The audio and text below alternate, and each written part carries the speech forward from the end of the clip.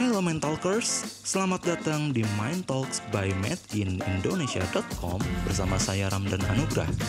Di acara ini, para pebisnis Indonesia bisa sharing mengenai pengalaman bisnis, kemudian mengembangkan bisnis hingga berbagi tips dan trik dalam ekspansi bisnis.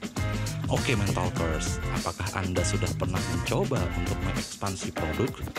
Pada episode kali ini, kita akan membahas bagaimana memperluas visibilitas produk sehingga dapat meningkatkan penjualan Anda. Simak langsung cara memperluas visibilitas produk Anda, tentunya dengan pendekatan yang unik, sehingga bisa Anda terapkan nantinya. Let's start the show, ladies and gentlemen. This is Mind Talks by madeinindonesia.com.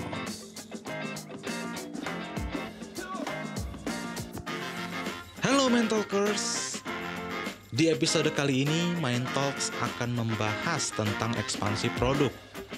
Berbicara tentang ekspansi produk, pastinya akan banyak memberikan manfaat bagi sebuah bisnis.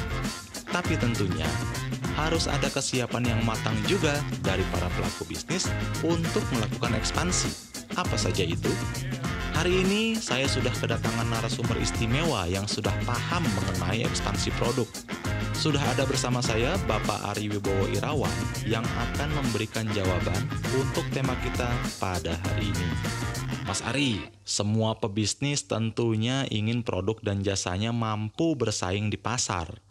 Nah, untuk bisa bersaing tersebut, boleh di-share gak bagaimana strategi terbaik untuk bisa bersaing? Baik itu skala usahanya yang sudah besar, atau mungkin usaha yang skalanya masih relatif kecil dan baru merintis. Baik, terima kasih Mas Ramdan. Pertanyaannya menarik sekali seputar strategi bisnis ya, agar bisa bersaing di pasar. Terutama tadi ada kalimat di akhir, usaha dengan skala yang relatif masih kecil dan bahkan mungkin baru merintis. Jadi begini Mas Ramdan, berbicara strategi bisnis sebenarnya terkait dengan posisi bersaing produk atau jasa kita pada segmen yang sedang kita layani saat ini. Ujung-ujungnya akan mengarah pada dua pertanyaan, yakni adalah keunggulan bersaing seperti apa yang akan kita terapkan. Apakah sebagai kepemimpinan biaya atau cost leadership, atau kita ingin melakukan diferensiasi.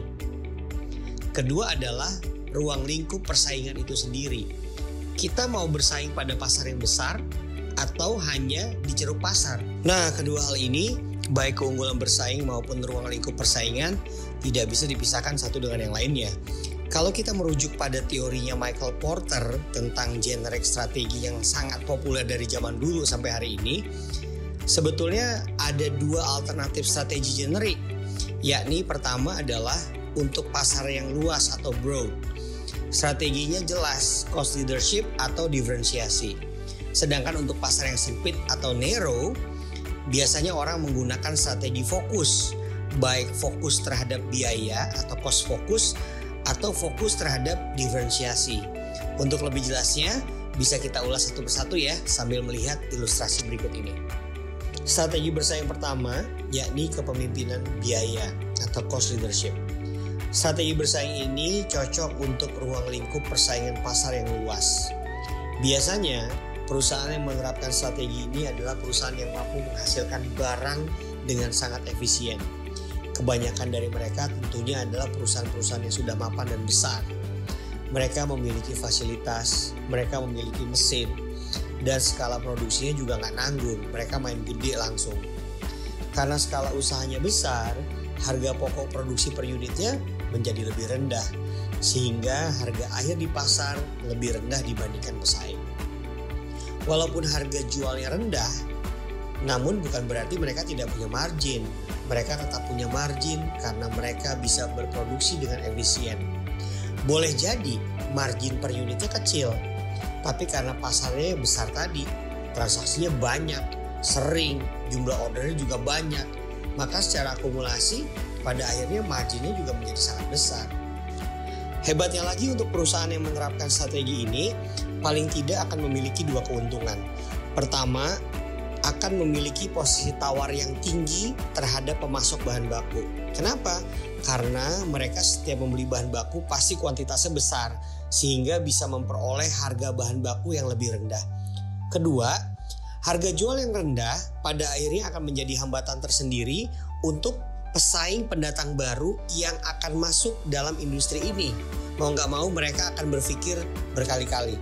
Salah satu strategi bersaing kepemimpinan biaya atau cost leadership ialah yang diterapkan oleh AirAsia pada industri airline. Hari ini kita tahu bahwa kalau kita booking tiket pesawat AirAsia, maka saat kita flight, kita tidak lagi menerima atau mendapatkan makanan secara cuma-cuma karena kita sudah diwajibkan untuk membeli apabila ingin makan atau minum. Begitu juga dengan memilih atau ngeblok seat, ya, kursi tempat duduk kita.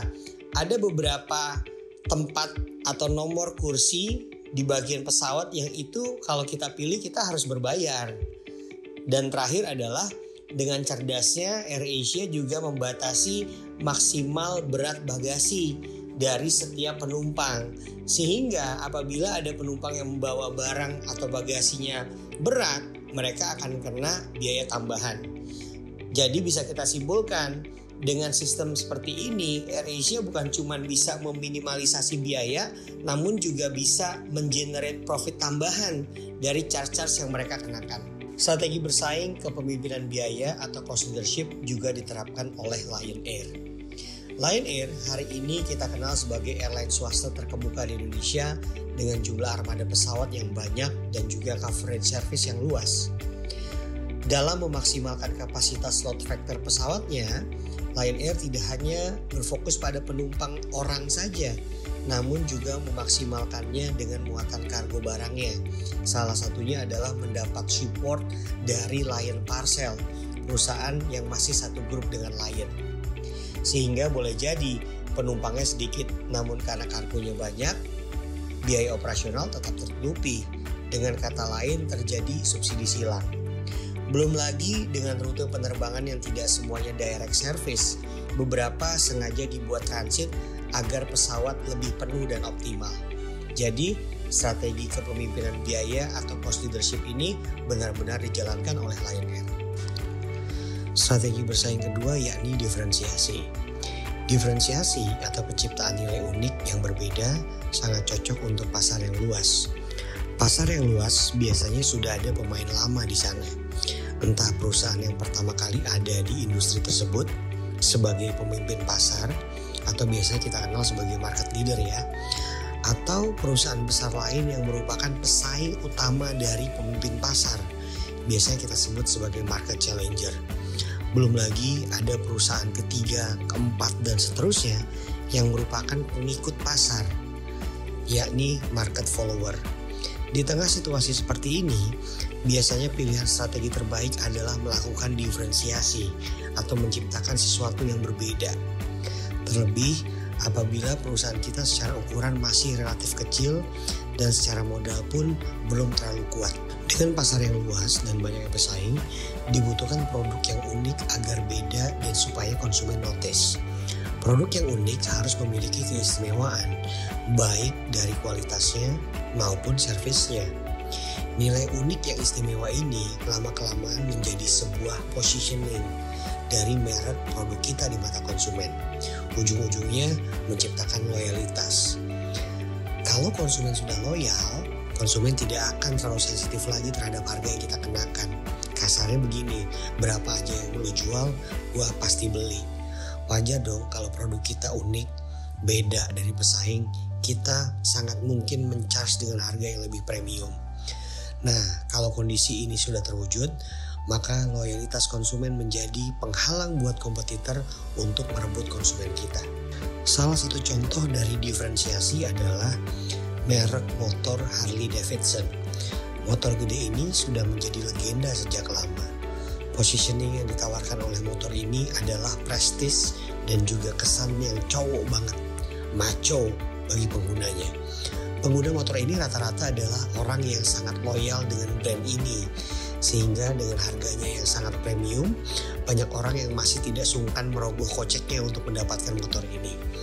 Harley Davidson masih menjadi simbol dan tanda bagi pria berduit, laki banget dan menyukai pertualangan. Dan sampai hari ini pesan tersebut masih tertanam di benak konsumen. Strategi bersaing ketiga yakni strategi fokus. Strategi fokus sangat cocok untuk pasar yang sempit atau narrow. Sehingga kiat sukses untuk perusahaan dengan pasar yang sempit adalah berfokus pada dua hal, yakni fokus pada kelompok pembeli dengan karakteristik tertentu atau fokus pada pembeli berdasarkan lokasi pasar geografisnya. Jadi saya ulang ya, satu bisa berdasarkan karakteristik pelanggannya atau bisa juga berdasarkan karakteristik wilayah pelanggannya secara geografis. Seperti layaknya strategi pada pasar yang luas atau broad, strategi pada pasar yang sempit atau narrow juga terbagi dua, yakni fokus pada biaya dan fokus pada diferensiasi. Kita langsung ke contoh aja ya, biar gampang dipahami. Contoh fokus biaya adalah produk spare part atau mesin dari China. Mereka sadar betul tidak bisa masuk ke segmen menengah atas atau segmen A, sehingga mereka memutuskan untuk menerapkan strategi bersaing fokus biaya agar bisa menjual dengan harga yang sangat kompetitif. Target pasar mereka jelas, konsumen menengah ke bawah atau konsumen B dan C. Karakteristik konsumen ini juga dapat diidentifikasi sebagai konsumen yang lebih mementingkan harga daripada kualitas. Yang penting harga masuk, harga murah, kualitas mah nomor 2. Kedua adalah fokus diferensiasi. Fokus diferensiasi mirip dengan strategi diferensiasi pada umumnya. Bedanya adalah target pasar yang dibidik relatif sempit dan lebih spesifik.